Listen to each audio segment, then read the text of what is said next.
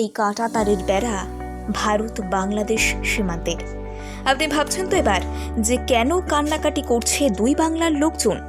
হলো কি, আসলে এই দৃশ্য প্রতিটা বছরের ভারত বাংলাদেশ সীমান্তে কান্নাকাটি করেই এই মেলা হয়ে থাকে, যা দারুণ রোমাঞ্চকর।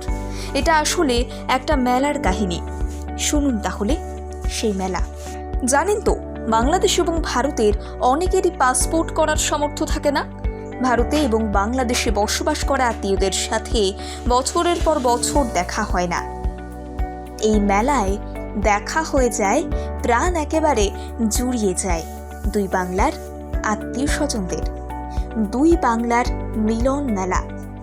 যাওয়া হয়েছে কখনো এই মেলায়? কাঁটা তারের বেড়ার দুপাশে দাঁড়িয়ে থাকেন কয়েক লক্ষ মানুষ।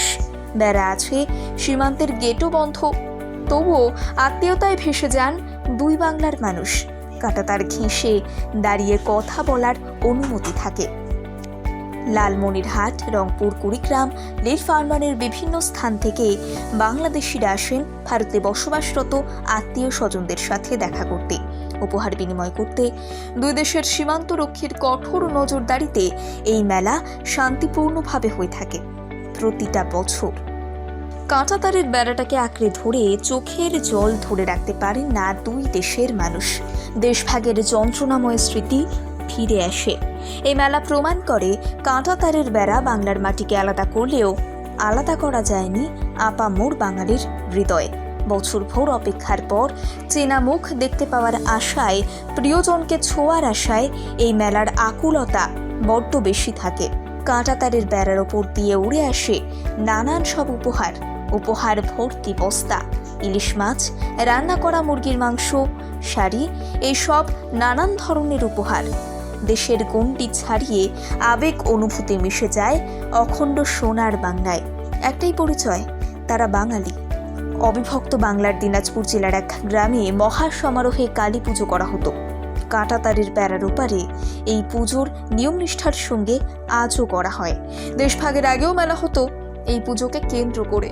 দেশভাগ হয়ে যাওয়ার পর কাঁটা তারের বেড়ার কিন্তু এই মেলার ঐতিহ্য এতটুকু কমেনি। প্রতি বছর ডিসেম্বর মাসের প্রথম সপ্তাহে এই মেলা অনুষ্ঠিত হয়। দুঃখের খবর কি জানেন? নিরাপত্তার স্বার্থে এবারও হয়নি ভারত বাংলাদেশ সীমান্তের এই কান্নাকাটির মিলন মেলাটি। কাঁটা তারের এপারে ওপারে কড়াকড়ি কয়েক হাজার মানুষকে হতাশ হয়ে ফিরতে হয়েছে। 2020, 2021-এও বন্ধ ছিল এই মেলা। 2022-এ অবশ্য এই মেলা হয়েছিল। জানা নেই এভাবেই আসলে ঐতিহ্য হারিয়ে যাবে কিনা কোনোদিন। দেখা হবে না কত প্রিয়জনের সাথে কত প্রিয়জনের। কান্নায় চোখ তো ভিজবেই, কিন্তু আপনজন তা দেখতে পাবে না। আচ্ছা, আপনার কি মনে হয় এই মেলাটা কি বন্ধ হয়ে যাওয়াটা উচিত কাজ হচ্ছে, নাকি নিরাপত্তা জোরদার করে এই মেলা হওয়াই উচিত বলে আপনি মনে করেন? আর কখনো সুযোগ পেলে এই মেলায় ঘুরে আসতে ভুলবেন না। আর যদি আপনি ইতিমধ্যেই এই মেলায় গিয়ে থাকেন, তাহলে কমেন্ট করে জানাতে ভুলবেন না আপনার অভিজ্ঞতা, আপনার অনুভূতি। আমরা নিশ্চয়ই দেখব আপনার অনুভূতি কেমন ছিল।